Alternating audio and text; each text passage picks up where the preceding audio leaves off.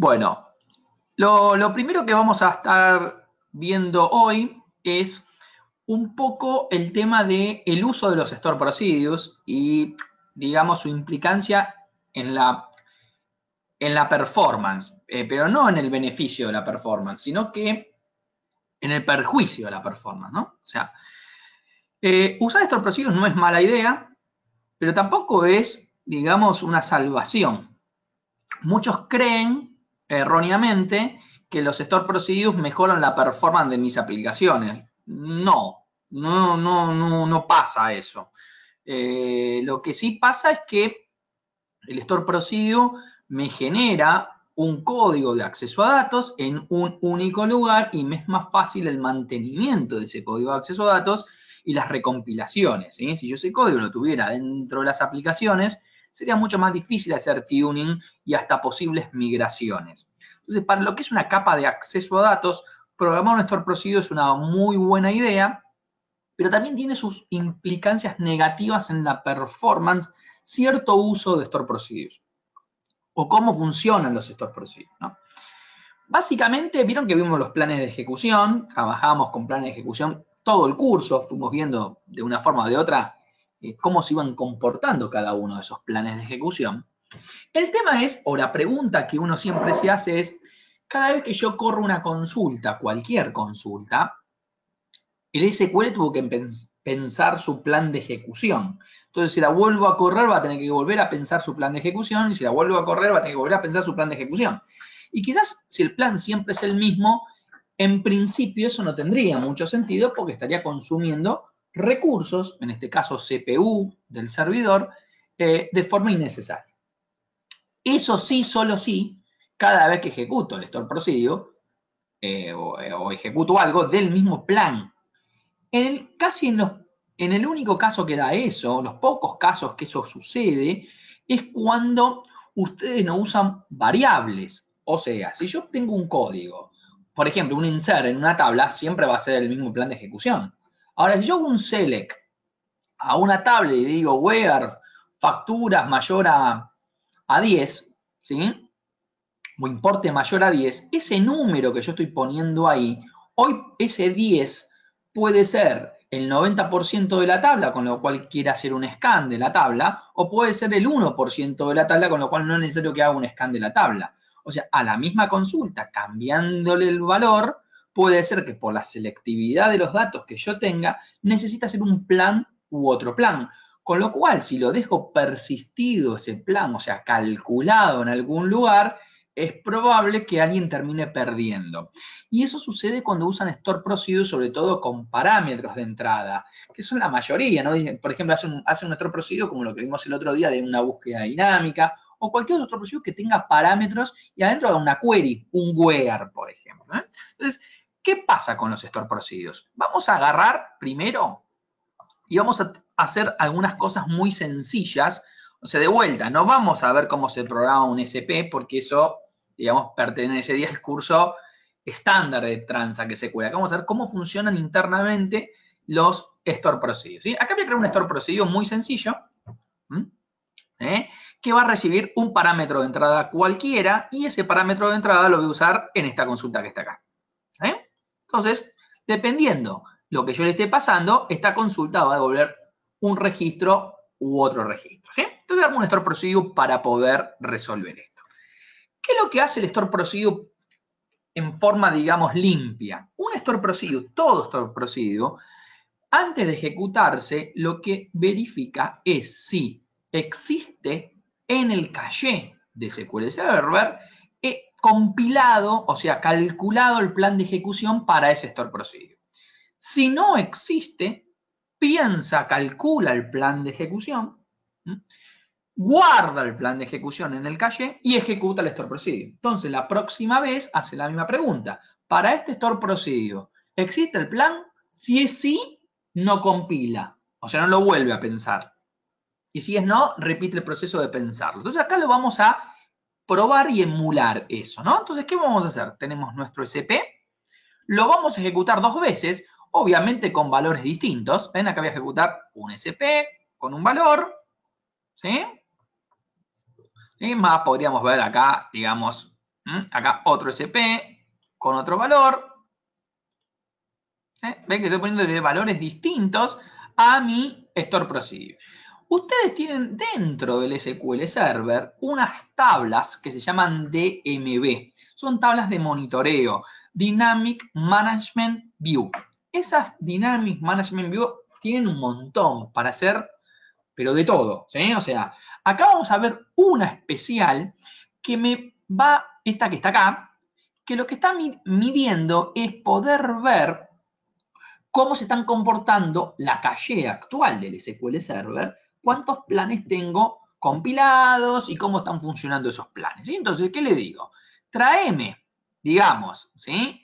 Estos planes para donde el texto tenga esto y este texto lo sacamos, fíjense, de acá, ¿no? Acá le puse un comentario dentro de mi store procedure, ¿ven? A propósito, para que yo saber que estoy hablando de ese store procedure que está ahí, ¿sí? Entonces, lo que voy a estar, puedo hacerlo de otra forma también esto, ¿eh? O sea, no es la única manera de hacerlo. Otro capaz que dice, Maggi, yo lo hago. Sí, mientras el resultado de lo que yo voy a mostrar acá sea el mismo, la query que usen no es un problema. Esta es una forma. ¿Qué me va a decir esta consulta? No me dice nada. Vamos a correrlo acá de vuelta. A ver, esperen. Vamos a correr este. No sé si lo corrí bien yo acá. ¿Por qué? Tenía que haberlo mostrado esto, a ver. Vamos a correrlo. ¿Sí? A ver. Tendría que haberme mostrado básicamente, ¿sí? Sobre esta base de datos. A ver, tengo un error en mi consulta. A ver, vamos a ver acá. Ahí está, ahí apareció. Algo hice mal yo anteriormente, ¿sí? Fíjense qué me dice esto. Me dice que este store procedure, que es el que acabo de crear, ¿sí? Tuvo dos ejecuciones con el mismo plan de ejecución. Y es correcto, se compiló una vez, se ejecutó dos veces con el mismo plan, el mismo store procedure. Si lo ejecuto con otro nivel de selectividad a este store procedure, ¿sí? Y si quieren podemos ver ahora un poco, digamos, los planes, ¿sí? Ven que está tardando esto, ¿no? O sea, en todos, si vemos los planes de ejecución, y ahora de vuelta le hacemos acá la misma consulta, ¿sí? Me dijo, ve que corrió 3 veces el store procedure con el mismo plan. Ahora, lo que yo no sé, si para este valor el plan era el adecuado. O sea, ¿cómo sé yo que era el mejor plan o no el mejor plan para este valor? ¿Sí? En este caso está usando siempre el mismo plan. O sea, si ahora lo empezamos a mirar de vuelta, vamos a hacerlo de vuelta, y vamos acá a agregar que incluya el plan actual de ejecución. Entonces vamos a ejecutarlo al primero. ¿Sí? Y me está diciendo, ¿ven? Clase, un cluster index scan en este caso. ¿Sí? Seguramente acá hará algo similar. Y así sucesivamente. ¿Sí? Ven que hace siempre lo mismo, el mismo plan está haciendo. No importa, digamos, qué consulta yo haga, ¿ven? ¿Sí? Entonces, ¿qué puede pasar con esto? Que para un caso no me convenga ese plan de ejecución. Entonces, ¿cuál es la opción? Una opción podría ser mandar a recompilar todo el store procedure cada vez que se ejecute, y eso lo podemos hacer de una forma muy sencilla, ¿sí? Con alter store procedure which recompile. Entonces, cada vez que este store procedure se ejecuta, se va a calcular su plan de ejecución. ¿Qué pasa? Si yo hago esto, y el store procedure tiene muchas líneas, se está recompilando todo el store procedure. Quizás yo no necesito ir, digamos, a los extremos. Entonces, lo que quizás yo necesite es ir un poquito más fino y dentro de mi store procedure detectar qué consulta puede ser sensible a selectividad de datos y a esa sola consulta decirle que siempre se recompile. Obviamente, en este caso que yo estoy teniendo acá, tengo una consulta, un store procedure, ¿no? Pero este store procedure puede ser mucho más complejo. Entonces, puedo usar o el with recompile a nivel store procedure o puedo poner el option recompile en la consulta que yo detecto que tiene un problema. ¿Qué consejo yo les doy a nivel performance? Todo store procedure que recibe parámetros, cliente, desde fecha hasta fecha, todos esos store procedures que pueden cambiar los datos dependiendo de lo que ustedes ingresen, la mejor técnica es que siempre se piense el plan nuevo. Porque imagínense que cada cuánto se empieza a recompilar el store procedure, cada vez que cambia algo del contexto con el cual se compiló. Por ejemplo, si se actualiza una estadística en un índice, eso dice, ok, yo al actualizar una estadística en un índice, los store procedures que están compilados, ese plan ya no sería válido y la próxima vez que te ejecutes empezá de vuelta. ¿Sí? Entonces, ¿qué puede pasar con Murphy? ¿Sí? Que siempre está en nuestras vidas. Quizás ustedes lo han sentido en algún momento, que tiene un SP que viene tardando un segundo, 2 segundos, 3 segundos, y de momento tarda un minuto. Dice, ¿qué pasa que tarda un minuto el store procedure si viene tardando un segundo? Es más, sacan el código que está dentro del store procedure, lo corren afuera y anda rápido. Quizás estoy contando algo que a mí solo me pasó en estos años y a nadie más, pero digamos es muy frecuente que esto suceda. ¿Y esto es por qué? Porque el plan que está compilado, ese store procedure, no es adecuado para la consulta que estoy ejecutando. Entonces, la forma más elegante o más óptima de resolverlo, por ejemplo, es esta que está acá. ¿Sí? Entonces, cada vez que voy a llamar a este store procedure, venga acá con dos valores distintos, vamos a ejecutarlo con sus planes de ejecución. ¿Sí? Cada uno. ¿Está bien? Entonces, cuando termine el segundo, en cada ejecución pensó, ¿sí? Si lo hice, bueno, esperen que yo les mandé una bacana acá, esperen un cachito. ¿Sí? Vamos a modificarlo primero, ¿sí? Y después vamos a correr estos dos. ¿Sí? Ahí.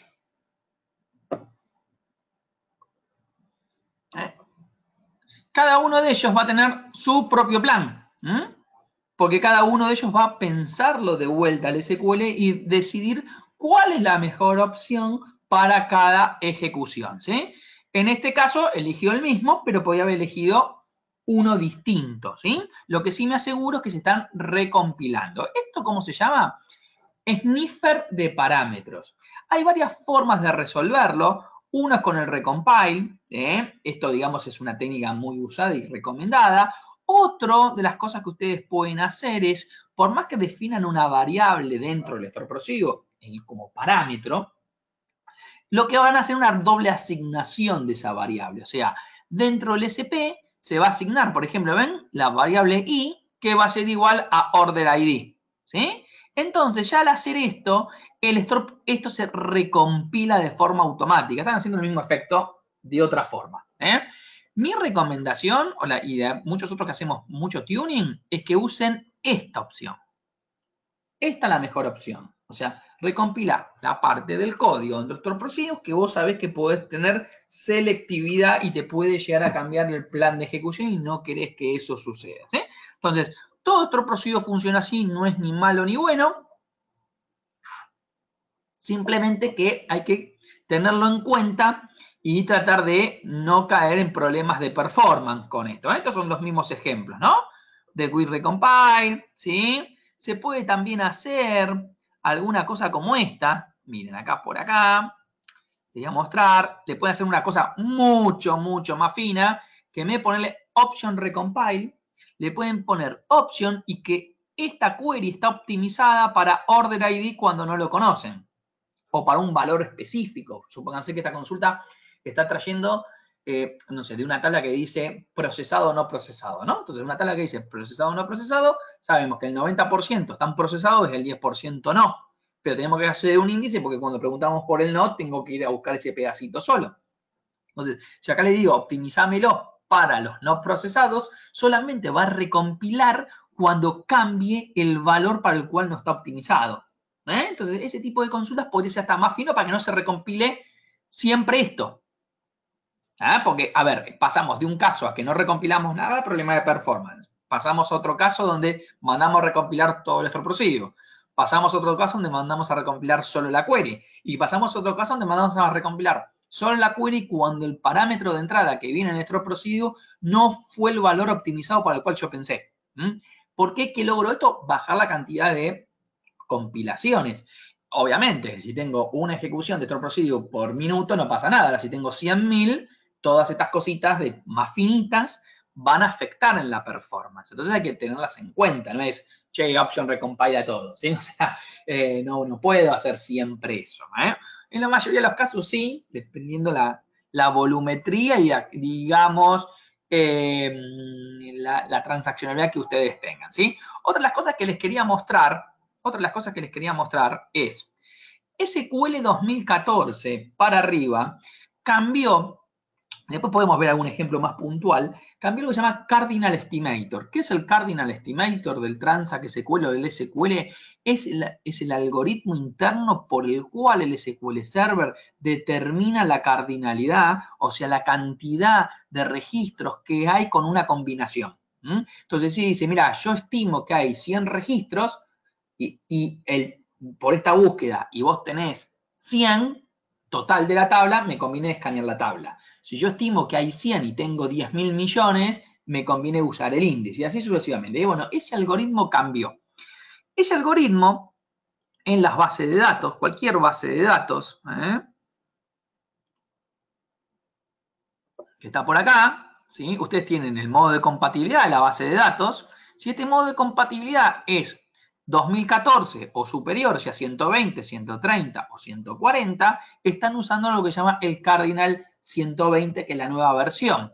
Y si no, usan el Cardinal 70. Cardinal 70 significa de un SQL bastante más viejo. O sea, hacía muchos años que no se tocaba ese Cardinal. Sí, los planes, pero no el Cardinal Estimator. Si tienen versiones como SQL 2016, 2017, le pueden decir a una base de datos, por más que el modo de compatibilidad esté en 140, que por ejemplo, para esta base de datos, ven que dice acá, Database Scope Configuration. Bueno, le puedo decir que para esta base de datos use el Cardinal Legacy, o sea, está usando, ¿sí?, el Cardinal viejo, no el Cardinal nuevo. Si yo apago esto, si la dejo en off, digamos, le estoy diciendo que use el Cardinal adecuado para la base de datos, ¿sí? Por ejemplo, en Adventure World, ¿sí? Entonces, si vamos, por ejemplo, a Performance B3, acá, que es nuestra base de datos que está acá, y nos fijamos cómo está esta opción, vamos a ver que tenemos modo, en este caso 130, y que el legacy está en off, con lo cual está usando el modo 130 de la base de datos, ¿sí? Entonces, ¿qué sucede? Vamos a agarrar, por ejemplo, este store procedure, ¿sí?, que está por acá. ¿Sí? ¿Cómo me doy cuenta que estoy usando ese Cardinal Estimator? Cuando yo miro el plan de ejecución, cualquier plan de ejecución que yo esté mirando, si yo me posiciono acá, ¿ven? Y toco F4 sobre el plan de ejecución, y hago clic de vuelta acá, por acá, ¿sí? Ahí está, ¿ven? ¿Ven que dice acá? Cardinal Estimator Model Version 130. Bueno, esto quiere decir que están usando el nuevo Cardinal Estimator, ¿sí? Si yo quiero usar el viejo Cardinal Estimator, podría bien o decírselo a la query, se puede hacer con un try flag, no sé si todos están familiarizados con los try flag, pero a ver si por acá tengo algún try flag para la query. Yo tenía uno por acá. Esperen, y lo comí. Acá está, ¿ven? Este es un try flag, ¿sí? Que digamos para que use el Cardinal Estimator de la anterior versión. O sea, si yo miro este plan de ejecución, ¿sí? Y hago lo mismo, ¿está bien? Voy a ver que dice 70, ¿ven? Y si yo no le pongo esto a esta query, 70 es antes de 2014, ¿eh? Y 130, en este caso dio el mismo plan, ¿sí?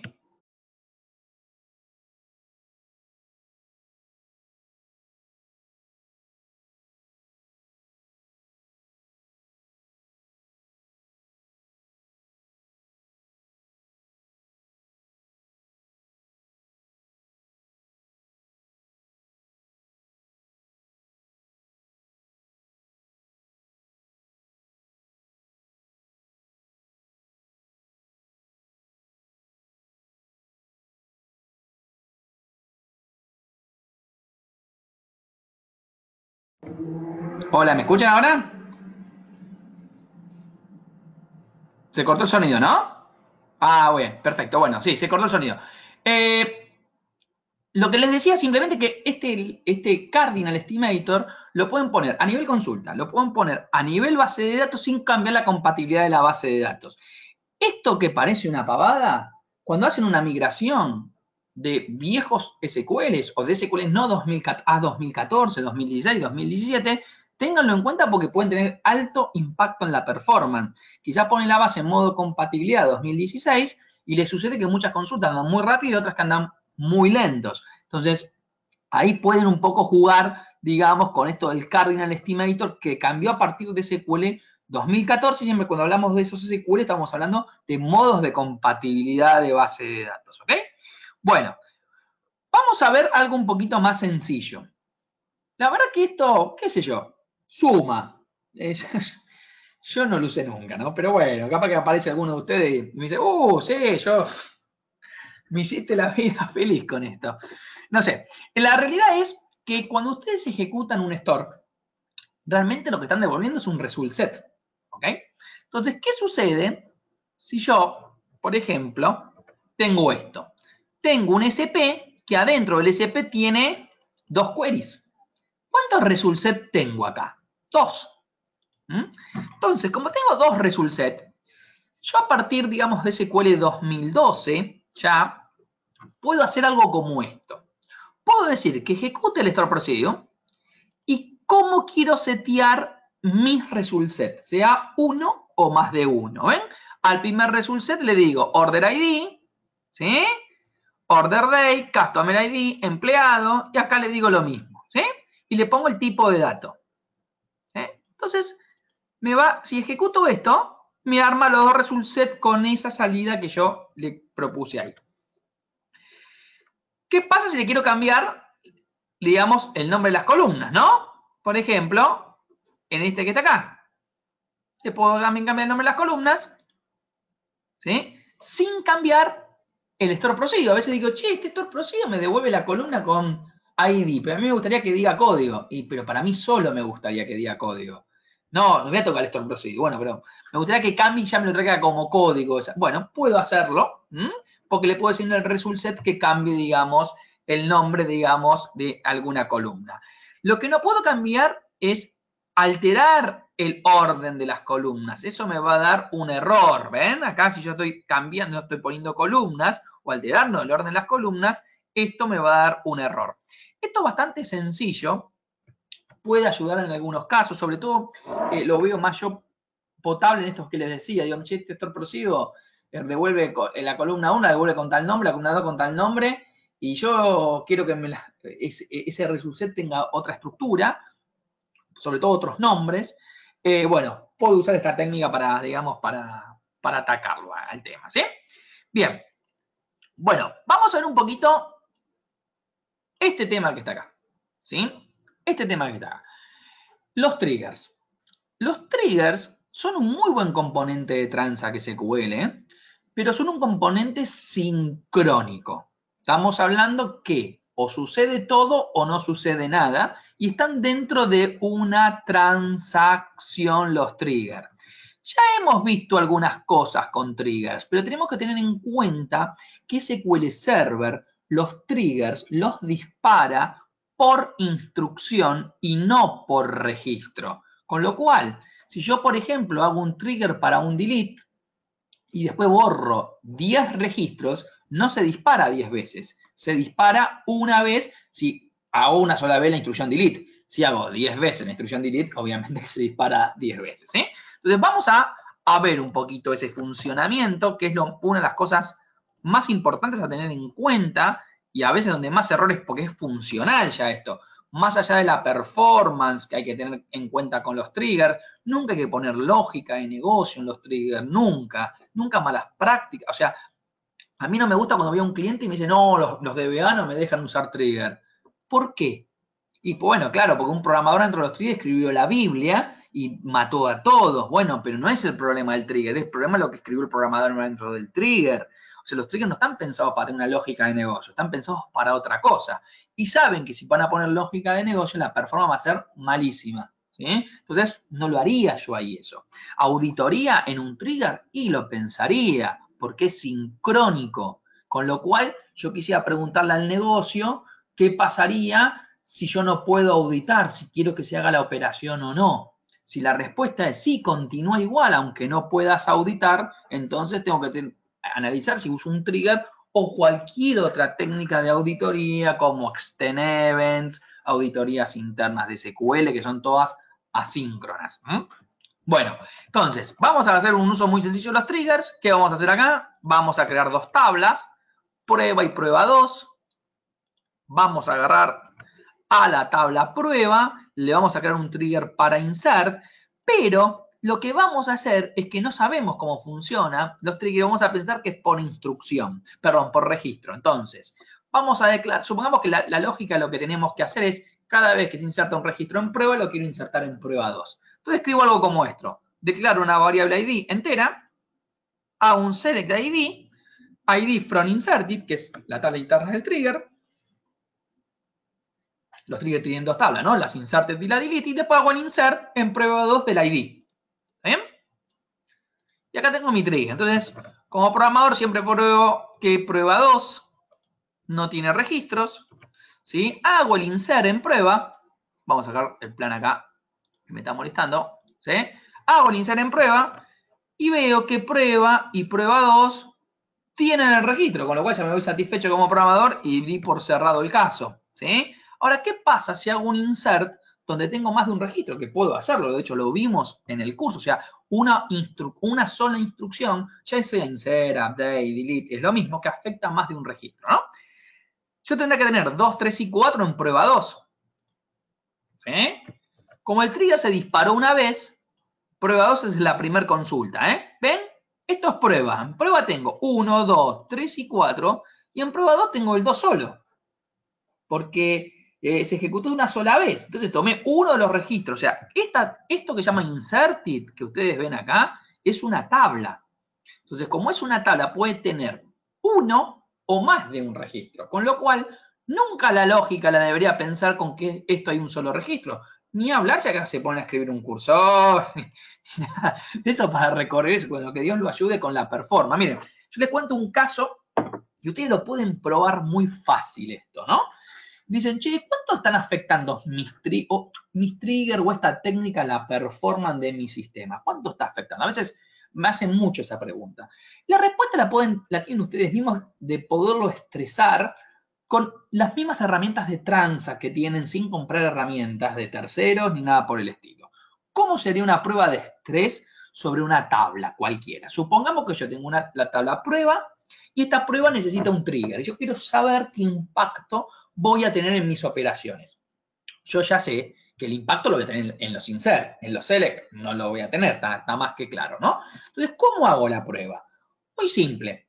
Agarro, creo la tabla prueba y la tabla, digamos, sin el trigger y le hago un insert con el cross de A1, como ustedes quieran, por ejemplo, de 1 millón, 2 millones, 3 millones de registros. Nunca inserten 10 registros, 50 registros, porque los valores, ¿se acuerdan las primeras clases que yo les hice hacer unos ejercicios y hacérselos medir de forma distintos y sacar, no sé si se acuerdan la primera clase de todas, que yo hice sacar un factor de diferencia de performance? Eso se llama factor X, ¿sí? En tuning. ¿Qué significa? Yo en mi ambiente, no importa el ambiente, porque yo lo probé en el ambiente de ustedes, yo acá tengo esta tabla y inserto 10 millones de registros de tabla, sin los triggers. ¿Cuánto tardó en hacer los insert? 1 minuto. Le pongo el trigger. ¿Cuánto tardó? 10 minutos, 10 veces más lento. Así de sencillo. Ese es tu impacto, 10 veces más lento. ¿Te lo bancás o no te lo bancás? No lo sé. O sea, así de sencillo es la prueba. ¿Sí? No requiere, digamos, científicos nucleares para hacer estas cosas. A veces nos llaman a nosotros, el año pasado o este año, ya no me acuerdo, nos llamó un cliente porque ¿qué hicieron? ¿Vieron lo que vimos de las tail value? Esas que vimos la clase pasada. Bueno, ellos querían hacer lo mismo, pero lo hicieron customizado, entonces tenían 5 tablas que querían auditar, pero en vez de hacer tabla, o sea, tabla clientes a una tabla auditada a clientes, tabla empleados a una tabla auditada a empleados, no, hicieron una tabla genérica de auditoría y todas las tablas guardaban ahí. Con lo cual, si vos ponías un trigger a las tablas que querías auditar, tenías que ponerle lógica para convertir los datos que tiene la tabla original a esa tabla única. Esa lógica no es buena en un trigger. Bueno, hicieron una prueba de performance, ¿sí? Y nos daba 50-1. O sea, con el trigger prendido era 50 veces más lentas las operaciones. 50 veces. Con el trigger apagado eran, digamos, mucho más rápidas. ¿Qué se hizo? No se sacó el trigger. Se reacomodó el trigger, que haga tabla a tabla, y pasaron de un 50-1 a un 30-40% de diferencia. No sé si me explico, ¿eh? Pero esas pruebas de performance las pueden hacer ustedes. Tienen las herramientas para hacerlas. Yo traté en el curso de mostrarles algunas técnicas, inducirlos para ese lado, para que hagan ese tipo de pruebas de estrés. Entonces, che, esta técnica Maxi es buena. ¿Qué pasa si pongo la clave primaria por acá? ¿Se acuerdan cuando vimos los New ID? Y fíjense en los scripts, si quieren hacer eso, las diferentes técnicas que se usaron siempre la misma para probar, ¿eh? O sea, casi más allá del plan de ejecución que nos ayuda en principio, a ver, damos una prueba un poco más, digamos, real, ¿sí? El plan es un estimado, nos ayuda a entender un montón de cosas, pero a veces decimos, che, ¿qué pasa si pongo este trigger? ¿Qué pasa si pongo esto asincrónico, como hicimos la vez pasada? Bueno, aumentar más la volumetría, empezó a aumentarla, por ejemplo, una de las técnicas de performance y de estrés es hacer algo como esto, ¿no? En cualquier tabla, ¿eh? Supongamos quieren probar con trigger o sin trigger. Bueno, empiezan con, no sé, con 500.000 registros. Después empiezan con 1 millón. Después empiezan con 1,5 millones. Después empiezan con 2 millones. Después empiezan, no sé, con 2,5 y así. ¿Por qué? ¿Qué es lo que quieren ver acá? Lo que quieren ver es, si yo empiezo a aumentar la cantidad de registros, si mi solución impacta en la performance de forma lineal o no. No es lo mismo que si yo crezco el doble en registros y el tiempo tardó el doble o tardó solamente un 20%. O un 30% o un 500%. Si es lineal y no es muy escalable, ¿está bien? Porque, digamos, lo que va a pasar es que cada vez que aumenten los registros, el tiempo cada vez se va a multiplicar por la cantidad de registros de eso que yo estoy teniendo ahí. Entonces, puedo emular tablas y técnicas para poder probar performance de mis soluciones de esta forma, ¿sí? En cualquier cosa que hagamos, ¿eh? Esta es una de ellas, con el trigger, digamos, y después tenemos alguna que otra más. ¿Está bien? ¿Alguna pregunta con esto? Vamos a mirar lo que son transacciones ahora, de transa que se cuele, todo lo que es el manejo transaccional. Vieron que vimos que había implícitas y explícitas, ¿sí? Entonces, vamos a ver, trabajar un poquito con transacciones, niveles de aislamiento, bueno, ese tipo de juegos, ¿sí? Entonces, primero lo que vamos a hacer es crear una tablilla en una base de datos, ¿sí? Y vamos a jugar un poquito con esto. Una tabla T1 con una clave primaria, ¿sí? ABC, una tabla T2, X, Y y Z, ¿sí? Nada raro. Para mostrar transacciones no necesitamos volumetría, sino conceptos, ¿sí? Entonces, primero lo que vamos a hacer, obviamente, es algo muy sencillo. Esto es una transacción explícita, ¿sí? ¿Qué estoy haciendo? Un begin transaction, ¿está bien? Y dentro de ese begin transaction estoy ejecutando una instrucción acá, otra instrucción acá, ¿sí? Y si hago el commit de esta transacción, se habrán hecho estas dos transacciones, estas dos operaciones juntas. Entonces, si hago un select ahora a mis tablas, select asterisco from, esto era T1, ¿sí? Select asterisco from T2, ¿está bien? Nos vamos a encontrar con que tenemos los nuevos registros que insertamos recién, ¿sí? ¿Está? Que es el C y el X, ¿sí? ¿Está? El C por algún lado, por acá, en el 4 y el X de vuelta. Bien. ¿Cómo funciona el commit y el rollback? Bueno, vamos a ver cuando empezamos a anidar transacciones, ¿qué sucede con estas operaciones? ¿Cómo puedo anidar transacciones? Un trigger, por ejemplo, está dentro de la transacción. Entonces, yo dentro de un trigger, y lo puedo probar fácil, miren, ¿cómo pruebo que un trigger está dentro de una transacción? No quiero que me crean todo, ¿sí? O sea, lo que podamos probar, lo vamos a probar, si después Lo otro que no podemos probar me van a creer, digamos. El trigger, vamos a crear un trigger. Tenemos las tablas 2 acá y vamos a modificar este trigger que está acá, vamos a hacer así, miren. El trigger está dentro de una transacción, ¿está bien? ¿Qué pasa si yo escribo acá en el SQL rollback trans solo? Y lo ejecuto, ¿qué me va a decir? Me da un error. ¿Por qué me da un error? Porque me dice que no hay ningún begin transaction correspondiente para hacer un rollback. Perfecto. Con lo cual, si yo ahora hago así, create trigger, trdb1 on, prueba, ¿sí? For delete. Si el trigger está dentro de la transacción, como yo les digo, quiere decir que hay un begin transaction implícito en la instrucción delete, con lo cual, si yo acá escribo rollback trans, no estoy escribiendo begin trans acá, rollback trans dentro del trigger, ¿sí? No existe, esto está en otra tabla, a ver, esperen, ganchito, esperen, que no hicimos esto. Aún prueba, prueba 2 es. No sé en qué base lo cree esto, TempDB, este. Vamos a hacer una TempDB. Este trigger que estoy creando acá, ¿sí? Hace un rollback sin poner un begin trans, ¿sí? Entonces, tenemos el trigger, ¿y qué quiere decir? Yo corro el rollback trans en cualquier lado, me da error.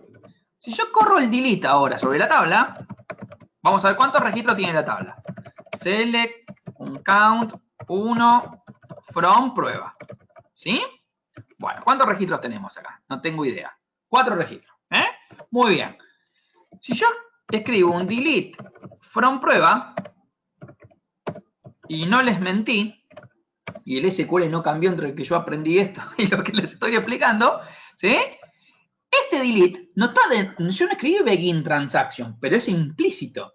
¿Sí? Cada operación de modificación tiene una implícita. Este delete from prueba dio un error. Ven que dice la transacción fue terminada por el trigger, pero quiere decir que el rollback funcionó. Con lo cual, si el rollback funcionó, acá tengo que tener los mismos 4 registros. Quiere decir que este rollback que está acá está funcionando por un begin transaction más arriba del trigger que no puse de forma explícita. Es implícita. Con lo cual, el trigger está dentro de una transacción y ahora entienden muchos por qué si pongo técnicas ineficientes dentro del trigger, mis tablas se bloquean o pasan cosas que no tienen que pasar.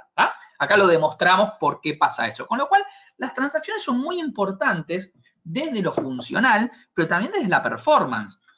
¿Para qué fueron pensadas las transacciones? A ver, cuéntenme ustedes, a ver en el chat. ¿Para qué hacemos una transacción? Vamos a patear el tablero. A ver, ¿quién me puede escribir ahí en el chat? Si la transacción, no me lo escriban de libro. El que me escribe de libro, chao, me tienen que decir, no es para el examen de la facultad que el profesor le puedo poner, digamos, cualquier cosa ahí, digamos, y lo que diga el libro está bien. O sea, ¿para qué fue pensada una transacción? ¿Para lograr qué cosa? O sea, ¿qué busco yo con armar transacciones? Porque podría no usarlas también, ¿no? De hecho, hay sistemas muy grandes que no usan transacciones. No están bien, obviamente, pero no las usan muy bien. Integridad. Lo que dice Pedro es integridad. Cuando hablamos de integridad, hablamos de algo funcional, ¿no? Por ejemplo, decimos que si una factura se compone de una tabla cabecera y una tabla de detalle, no puedo decir que guardé la factura si una de las 2 tablas no las guardé, ¿no? Eso, por ejemplo, es integridad. ¿No? Esto o nada. O todo o nada. Cuando hablamos del todo o nada, a veces hay cosas que son el todo en una parte y después puedo hacer una segunda parte. Y ya son como dos etapas. Entonces, ojo con esos conceptos. Ojo con esos conceptos. Entonces, vamos a trabajar ahora sobre la otra base de datos que teníamos y vamos a seguir jugando con las transacciones. Bien, vamos a ver qué pasa. ¿Ven? Yo acá inicio una transacción de forma implícita o no. ¿Sí? Si le pregunto al SQL cuántas transacciones tiene activas, me dice una. Perfecto. Entonces, si hago un insert, esto puede ser porque esto está dentro de un store procedure y esto llama a otro store procedure y ese otro store procedure tiene una transacción. O sea, acá no es que el código quizá lo tengan así escrito, sino que en algún momento se anidaron transacciones. Yo si a ese delete que vimos recién dentro del trigger tenía un begin transaction, ponía el delete, el trigger, y en el trigger ponía otro begin transaction para hacer otra cosa, estoy haciendo el mismo efecto que estoy mostrando yo acá. Entonces, si acá ejecuto otro begin transaction anidado, ¿sí? Porque llamo otro store o cualquier otra de esas cosas, ¿cuántas transacciones tengo acá? 2 activas. Hago el insert, ¿sí? Y voy a hacer commit, ¿sí? Commit de esta transacción. ¿Cuántas transacciones tengo ahora? A ver, ¿quién se anima a decirme cuántas transacciones tengo activas? ¿Se entiende lo que dice, no? Tenía 2 transacciones, hice commit de la transacción hija. De la transacción hice commit. ¿Cuántas transacciones me quedaron activas? 0, 2, 20. ¿Cuántas me quedaron activas? ¿Qué va a dar esto que voy a correr yo acá? ¿Qué se les ocurre? A ver. Vamos, no sean tímidos. Por más que tienen fruta, no hay problema. 0, dice Nicolás. 1 dice, bueno, ya 1, 0, bueno. ¿Qué pasa con los commits? El commit es de abajo hacia arriba. ¿Qué quiere decir? Yo hice commit de esta segunda, con lo cual, acá, tengo una. Porque esta primera todavía sigue activa, ¿sí? Si hago commit ahora de esta, tengo 0 y terminé todo mi proceso transaccional o todo mi proceso de integridad. Con lo cual, si yo acá pongo lógica de negocio, todavía sigo dentro de una transacción y esto sigue bloqueado, por ejemplo. ¿Está bien? Entonces, guarda con eso. Vamos al rollback. Vamos al rollback. Vamos a probar el rollback. Hacemos el mismo ejercicio. Begin tran. Cantidad de transacciones, 1. Insertamos. Bingy. Hacemos el otro begin tran. ¿Cuántas transacciones tenemos? 2. Insertamos un valor. Me dio un error, por ejemplo. ¿Sí? Y hago rollback. La segunda dio error. ¿Cuántas transacciones activas tengo? ¿Y por qué? ¿Cuántas tengo? 0, 1. Acá, ¿no? ¿Esto qué valor me va a dar? Me va a dar 0. ¿Sí? Y está muy bien que me dé 0 esto, porque esto es integridad. A ver, si falló la segunda, y estoy diciendo que es todo integrado, ¿sí? Deshace todas, ¿sí? Y es lógico, por lo que alguien mencionó al principio. ¿Puedo cambiar este comportamiento? Sí, puedo cambiar, pero siempre aclaro esto. Esto está a propósito hecho, pensado así, porque tiene un sentido común. Si ustedes cambian esto, quizás no están haciendo integridad, porque ¿qué sentido tiene volver y que me dé 1? Porque si quiero volver y que me dé 1, quiere decir que no era tan atómico todo esto, que te daba lo mismo hacer B o A, ¿sí? Entonces, si querés volver, ¿cómo lo haces? Salvando la transacción. Se pone un punto de salvataje en la transacción con un say tran, ¿sí? Y después lo que se hace un rollback tran a ese punto de salvataje. Una chanchada. Básicamente, esto no es que es un artilugio, ni es un código oculto, ni nada. No, esto es tranza que se cuele. Por suerte, por default, no lo hace así. Por suerte, porque los problemas en bloqueos en sus tablas serían gigantes. ¿Sí? Digamos, si ahora tienen problema, algunos tienen problema de bloqueo. A ver, levanten las manos quienes tuvieron problema de bloqueos o deadlocks. Bueno, si tienen problema de bloqueos y encima ustedes harían estos, listo, bueno, el último que apague la luz. Es muy grave el tema. Entonces, por suerte lo hace de otra forma y los previene a ustedes. Pero hay muchos lugares donde los programadores no entienden este concepto. Dicen, ¿por qué el SQL me dio 0? Yo quería que dé 1. Bueno, pero no es atómico entonces, ¿eh? Bueno, ténganlo en cuenta, ¿sí? Bueno, vamos a ver ahora bloqueos, ya que hablamos de ellos, y transacciones. Bloqueos y transacciones al mismo tiempo. ¿Estamos hasta acá? ¿Alguna duda? Espero que no se suiciden, ¿eh? Traten de no...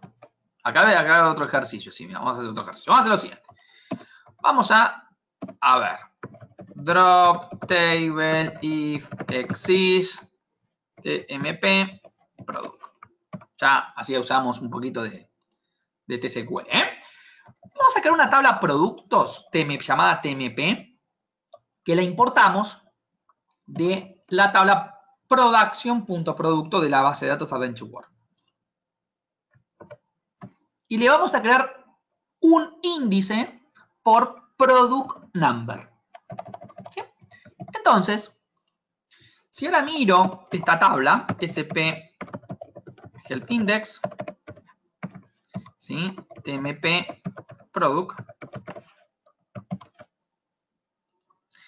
el único índice creado es non-cluster, en este caso por product number. ¿Sí? Entonces vamos a emular en cámara lenta lo que pasa con transacciones y con bloqueos al mismo tiempo y ver qué está sucediendo en el motor. Vamos a iniciar una transacción. ¿Sí?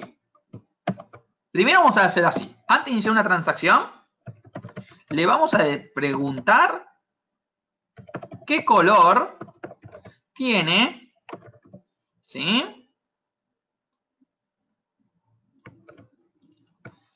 ¿Qué color tiene este producto en la tabla? ¿Sí? ¿Qué color tiene este producto en la tabla? ¿No? Entonces le vamos a preguntar qué color tiene este producto en la tabla y me dice que en este caso dice nulo. O sea, no, ya vimos que no es sin valor, es nulo. Entonces, vamos a agarrar, ¿sí? Y hacer un begin transact. O sea, piensen que un update, ¿sí? Es una transacción implícita. Lo que yo voy a hacer acá es tratar de hacer un begin tran antes del update, ¿sí? Correr este update, que está acá, y no correr el rollback ni el commit. ¿Por qué? Porque esto tarda un nanosegundo, un microsegundo, un segundo, una hora. Conceptualmente va a ser lo que voy a mostrar yo ahora, ¿sí? Mientras esto está corriendo, seguramente tenga otro usuario, otra sesión que quiera trabajar sobre la misma tabla, ¿no? Esto, digamos, es básico, ¿no? Entonces, si vamos a trabajar sobre la misma tabla, vamos a abrir otra sesión con control N, y acá vengo y le digo, ¿sí?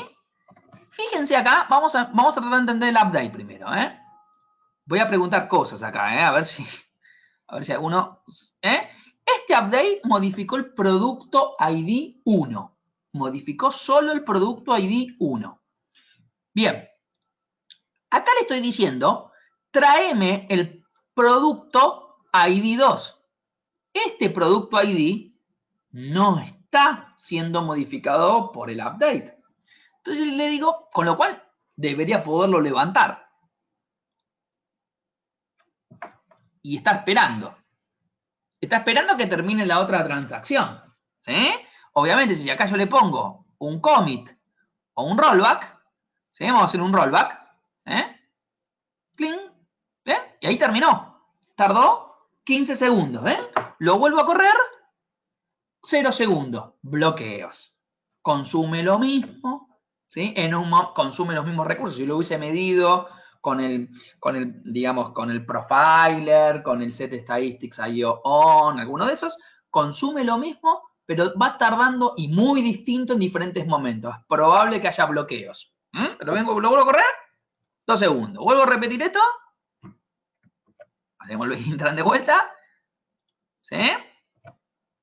Vengo a hacer, estoy modificando el registro 1, ¿eh? Quiero pedirle de vuelta esto. Quiero pedirle el registro 2, no me deja. ¿Cuál es el problema? Bueno, uno puede asumir que el registro 2 está bloqueado. ¿Está bien? Porque acá no me está dejando leerlo. Pero vengo ahora y hago esta otra cosa. En la misma sesión, ¿no? A ver, créame que no está haciendo ninguna magia. Pregunto por este product number y me lo trae y me dice que es el producto 2. Entonces, ¿el producto 2 está bloqueado o no está bloqueado?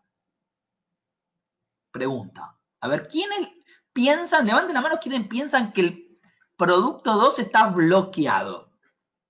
Porque acá pongo producto igual a 2 y no se lee, ¿eh? ¿Ven? A ver, ¿quiénes creen que está bloqueado el producto 2? ¿Hay alguno que cree que está bloqueado? Bueno, ahora, si está bloqueado el producto 2, ¿por qué se desbloquea cuando lo pido por este lado? ¿Qué hay? ¿Un enanito en el otro lado que no está pasando eso. ¿Eh? Entonces, ¿por qué en un momento me lo trae y en otro momento no me lo trae? ¿La tabla estará bloqueando todos los registros? No. ¿Qué está sucediendo acá? Algo que tiene que ver con bloqueos y con índices. Los bloqueos y los índices son hermanos gemelos. Problema de índices, problema de bloqueos. Problema de malas prácticas de programación, problema de bloqueo. Voy a mirar los planes de ejecución de estos dos muchachos. Vamos a mirar los planes de ejecución de estos dos individuos. El primer plan me dice que para poder buscar con esta condición, hace una búsqueda en un índice. Y después buscar el registro que tenga que buscar. Y el segundo plan escanea toda la tabla. Ok, como tiene que escanear toda la tabla, ¿cuál registro está bloqueado? El 1. El 1 sí está bloqueado. Como el 1 está bloqueado, lo está esperando esta query, ¿se entiende? Esta query, como no tiene un buen índice acá, está haciendo un scan, ¿sí? O porque usan una mala práctica y también hizo un scan, y tengo bloqueo, el que no está bloqueado el 2, pero está bloqueado el 1, y como hace un scan tiene que esperar al 1, porque scan significa recorrer todo. Con lo cual tengo problemas acá de índices. ¿Cómo mejoro esto? ¿Cómo hago que esto, digamos, no tenga problemas de bloqueos? Una chance sería crear el índice por Product ID, para que tenga el mismo plan de ejecución que tenemos acá arriba, que por eso no está, digamos, afectándose. ¿Está? Entonces, el SQL no digamos, no es que agarra y dice, che, mirá, te bloqueé un registro que no tenía que bloquearte en principio. En principio. ¿Está bien? ¿Estamos hasta acá? ¿Alguna pregunta con esto? Porque esto es en principio, todo en principio. Ahora vamos a ver otro tema de bloqueo. A ver, ¿cómo bloquea el SQL? ¿Cómo bloquea Transact SQL? El SQL tiene diferentes niveles para bloquear. ¿Sí? Diferentes niveles. Esto ya se entendió, ¿no? O sea, entonces tenemos diferentes niveles. Un nivel es row, otro nivel es page, y otro nivel es object, y otro nivel es db. ¿Qué quiere decir? Row te bloqueó el registro. Página, ¿saben lo que es una? Todos, a ver, levante la mano quienes no saben lo que es una página de SQL. Una página. ¿Alguien que no sepa lo que es una página? ¿Alguien que no sepa qué es una página? Una página es un conjunto de registros, ¿sí? Internamente en el SQL. El registro es el menor, digamos, lo más chiquitito. La página es un conjunto de registros. Un objeto es la tabla entera. Y una página pueden representar 10 registros, 100, dependiendo de las columnas, tipo de datos, bueno, etcétera, ¿no? El objeto es la tabla entera y la base de datos te bloquea la base de datos. El SQL soporta todos estos niveles de bloqueos. ¿Cómo decide bloquear? Y a ver, vamos a hacer un poco de sentido común. Si yo tengo que agarrar una tabla y tengo que borrarle 200.000 registros y tiene 201.000, voy a bloquear toda la tabla, no voy a bloquear 200, no voy a hacer 200.000 bloqueos. ¿Está bien? En principio va a ser eso. El SQL empieza a escalar su nivel de bloqueo dependiendo de lo que a él le convenga. Y ahora vamos a ver eso, qué impacto tiene en performance y cómo podemos cambiar nosotros ese comportamiento si queremos hacerlo distinto. Ahora se llama lock escalation o escalamiento de bloqueos. Vamos a jugar acá. Están vivos todavía, ¿no? No hay nadie roto, ¿no? ¿Sí? Vamos a generar acá 100.000 registros. ¿Sí? Y vamos a crearle un índice por la columna 1. ¿Qué vamos a hacer? Un trabajo muy simple. Vamos a hacer una transacción, como las que vimos recién. Y le voy a decir, tengo un índice por la columna 1, que me borre todos los registros de la columna 1 sea menor o igual a 20.000. O sea, de los 100.000 me voy a borrar el 20% de la tabla, por ejemplo, ¿no? Entonces yo miro acá su plan de ejecución, ¿sí? Estoy haciendo una operación muy eficiente porque está directamente borrando la tabla, no tiene ni que ir a buscarlo porque le estoy pidiendo por el índice, no hay ningún problema. Ahora bien, vamos a hacerlo en cámara lenta, como hicimos hace un ratito con los bloqueos, para ver qué es lo que sucede. Yo a ver, ¿qué busco, qué no busco? Si a mí me gustaría que se bloqueen estos 20.000 registros solo. ¿Bien? Entonces, vamos a ver si eso es así.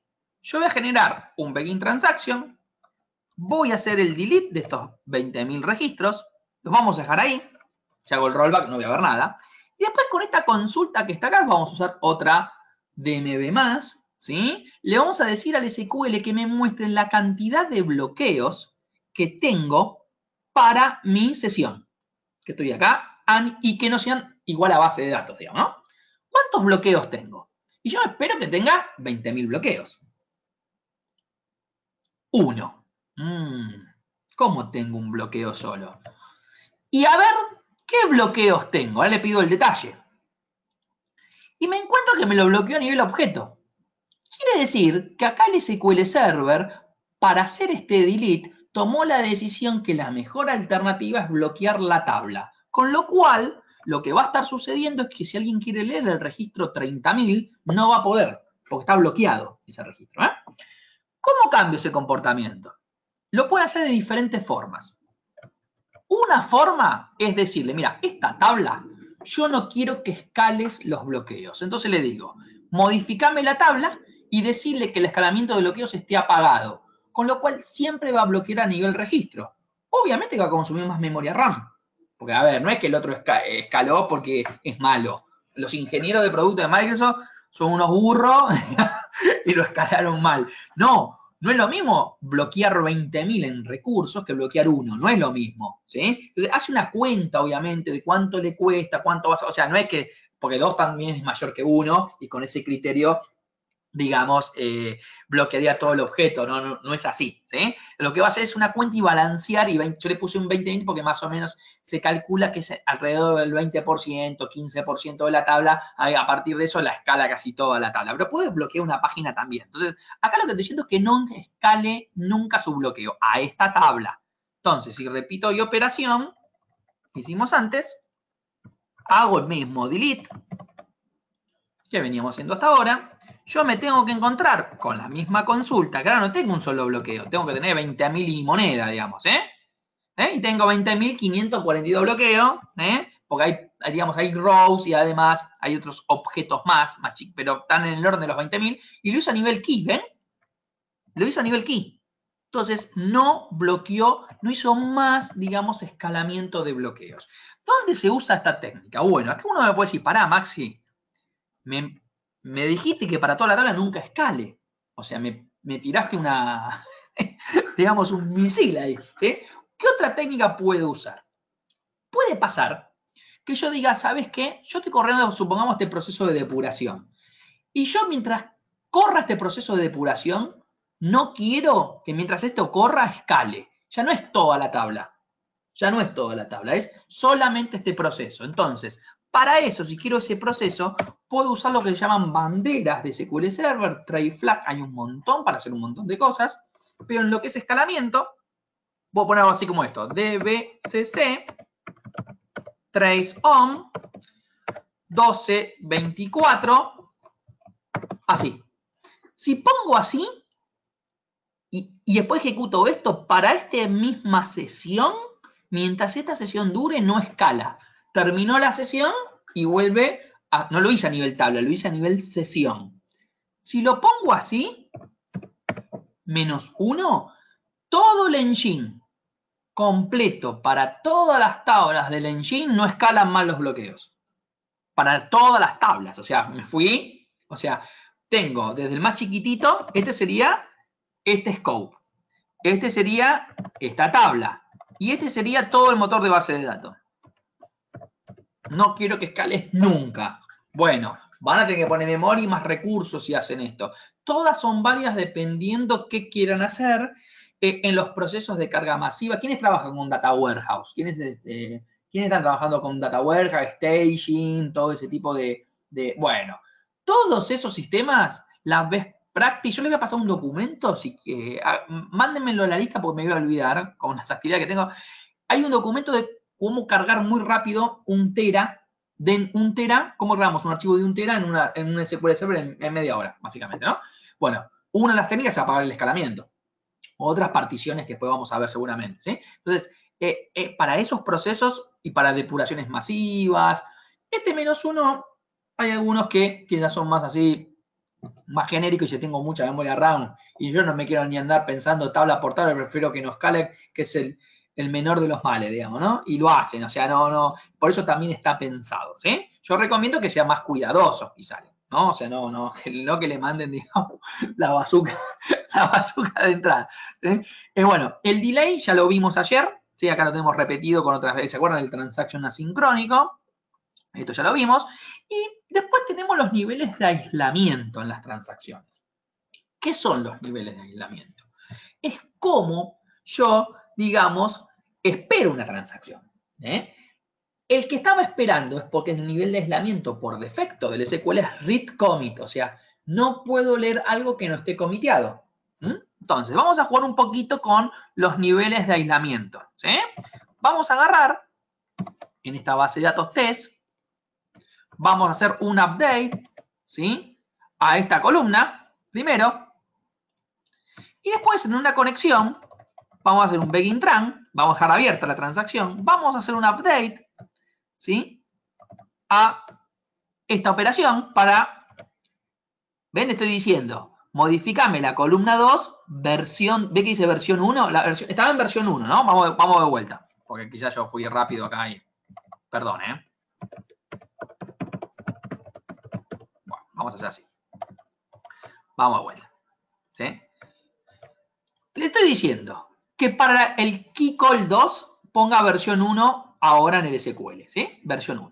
Bien, con lo cual, si acá hago un select, vamos a hacer un select para que ustedes lo vean. Por acá, vamos a pegarlo acá. Le digo, mostrame qué valor tenés en columna 2 para el keycall 2, ¿sí? Me dice versión 1. Ahora bien, iniciamos una transacción porque vamos a cambiar ese valor de ese registro. O de otros registros más, no importa. Conceptualmente, si cambio 1 o 300.000, es lo mismo. Modifico la columna 2, le pongo versión 2 para el key call 2. ¿Sí? Y fíjense que dentro de mi misma transacción, vengo acá al begin tran, ¿sí? Hago el update, hago el select dentro de la misma transacción para el key call 2 y me dice versión 2. ¿Bien? En otra conexión, o sea, otro usuario se conecta a la misma base de datos y si le pido por el mismo registro, no me lo va a responder porque, digamos, está esperando que termine la transacción. Si le digo que use read and commit o esto, que es sinónimo de read and commit, para lo que es exactamente igual, solamente que el no-lock lo tengo que poner por cada tabla y el read and commit le estoy diciendo para todas las tablas. A veces tienen un join, inner join, entonces lo ponen a una sola, el no-lock. ¿Sí? El read and commit, el isolation es para toda esta sesión, ¿sí? Pero estoy haciendo un no-lock acá, ¿no? Read and commit, ¿sí? Vamos a estopiarlo esto, ¿sí? Read and commit, ¿sí? Cuando yo ejecute esto me va a devolver un valor. ¿Qué valor me va a devolver en columna 2? ¿Versión 1 o versión 2? Estoy en otro usuario. ¿Uno lo está modificando? No terminó porque no hizo commit todavía. Estaba en versión 1 y lo está modificando a versión 2. Y cuando pida me va a decir versión 2, pero es mentira. No es versión 2. Para el otro. Para este sí. O sea, para este, que está dentro de la misma transacción, sí es versión 2. Pero para el otro, no es versión 2 porque no está comiteada. ¿Me siguen el criterio? Con lo cual, sí anda más rápido, pero el valor que me está dando es lectura sucia. ¿Está mal? ¿Está bien? Depende lo que hagan. ¿Sí? Si ustedes saben que esto funciona así y no tienen perjuicio con los datos, está bien. Si son un cajero automático y están buscando información, avísenme. ¿Sí? Y nos hacemos un picnic para poder, digamos, hacer fraude bancario, ¿no? Porque imagínense está preguntando el saldo para saber, digamos, qué saldo tengo, ¿sí? Y estoy haciendo una transacción de algo que entra y todavía no entró, pero el tipo lo ve como que la tengo y puedo sacar la guía. O sea, un desastre puedo hacer, ¿sí? Entonces, hay que esperar. en transacciones muy complejas, prefiero esperar. Y si me da error, timeout. Pero tengo que estar muy seguro del valor que estoy leyendo. Entonces, ¿qué hacemos ahora acá con esto? Si hago obviamente rollback, ¿sí? Este es el read and commit, o sea, read commit por default, read and commit, digamos, por, digamos, no default. Este con read commit, ¿sí? Va a pasar lo otro, ¿sí? Ahora bien, vamos a agarrar, vamos a limpiar, ¿sí? Y ahora vamos a ir a algo que es un poco más complicado, poco más delicado. ¿Qué es? Todas las operaciones que vimos que hacen transacciones y bloquean son los insert, los update y los delete. El select no bloquea, hace lo que se llama un bloqueo compartido, un share blocked, ¿sí? ¿Por qué? Porque si queremos dos personas leer lo mismo, no estamos modificando nada, ¿por qué no podemos hacerlo? No está prohibido hacer eso. En el mundo de los isolation level normales son read commit, read and commit, snapshot, isolation level, ¿sí? Pero también puedo tener un modo de isolation level que es, por ejemplo, este que está acá, ¿sí? ¿Qué hace este isolation level? Yo lo voy a cargar en mi sesión 1, voy a iniciar una transacción, voy a hacer un select para key igual a 2, ¿sí? Un select, ¿eh? No estoy modificando datos, ¿eh? Y dice versión 1. En una sesión 2, voy a querer modificar la columna 2 a versión 2 de col 2. Y esto no me va a dejar porque mientras yo lo estoy leyendo nadie puede modificar este registro. ¿Sí? Entonces, pero acá sí puedo, ¿no? O sea, en la conexión 1, que estoy acá, que todavía no hice ni el commit ni el rollback, este es el call 2, ¿sí? Me dice versión 1. ¿Está bien? Fíjense que el registro no se está modificando porque versión 2 no lo pudo aplicar. O sea, no puedo modificar mientras estoy leyendo. Eso es lo que estoy haciendo cuando uso este nivel de aislamiento o cuando uso serializable, que es otro muy parecido a este. Serializable, vamos a, por ejemplo, a crear un índice por la columna 1, ¿sí? Son muy parecidos. Vamos a entrar en serializable acá, hacemos un begin tran, ¿sí? Le decimos que use la columna igual a 102 y en la conexión 2 hago un insert, por ejemplo, del 102 y tampoco me va a dejar porque coincide con lo que estoy buscando. O sea, todos los valores 102 no los voy a poder insertar. ¿Se entiende eso? Entonces, ¿cuál es el tema acá? El tema es serializable y lecturas repetibles son los peores niveles de aislamiento. Tienen que estar muy convencidos de lo que están haciendo. Ojo con los frameworks, Entity Framework, NH Hibernate u otros, porque a veces por default se conectan con algunos de estos niveles de aislamiento y ustedes no empiezan a entender nada de lo que está pasando. Tienen una cantidad de bloqueos, no se dan cuenta y puede ser que venga por esos lados. Sí existen porque tienen que existir, ¿sí? O sea, tienen que estar y poderles darle soporte, pero sepan que son muy malos a nivel performance, ¿sí? Pero sí puedo yo decir, mira, mientras estoy sacando el saldo, el select, no quiero que se inserte ninguna transacción para este cliente. Si quiero hacer eso, tengo que agarrar y cambiar el nivel de aislamiento. En mi select de saldo. Yo el saldo que leí es el verdadero porque mientras lo estaba leyendo no hubo ninguna operación que se metió en el medio. ¿Está bien? Snapshot, que es el otro nivel de aislamiento, ¿qué hace? Saca una foto al registro, una foto y la guarda. Entonces, yo le puedo decir varias cosas. Uno, le puedo decir a la base de datos que solamente soporte snapshot, o la otra opción, le puedo decir que toda la base de datos labure como snapshot. ¿Qué quiere decir? Que todos los read commit son snapshot. ¿Cuál es la diferencia entre una y la otra? La diferencia es que si pongo que todos los read commits son snapshot, ya no tengo más read commit en mi aplicación y además no tengo que tocar nada en la aplicación. Entonces yo puedo definir, mira, por el tipo de aplicación que hago, el read commit snapshot es válido o no. Tengo que decir, soporto snapshot y después tocaré en qué parte del código va a ser snapshot o no. O es read commit o es snapshot, digamos, ¿no? En este caso estoy haciendo que soporte snapshot, vamos a hacer, ¿se acuerdan del primer ejercicio que hicimos begin tran? Y le dijimos que actualiza versión 2 para este registro, ¿sí? ¿Ah? ¿Qué hacemos en otra conexión? Sí, bueno, acá podemos ver el número de versión, ¿no? Una DMB. En otra sesión, si le digo que use snapshot, yo si le digo que use read commit, acá, ¿sí?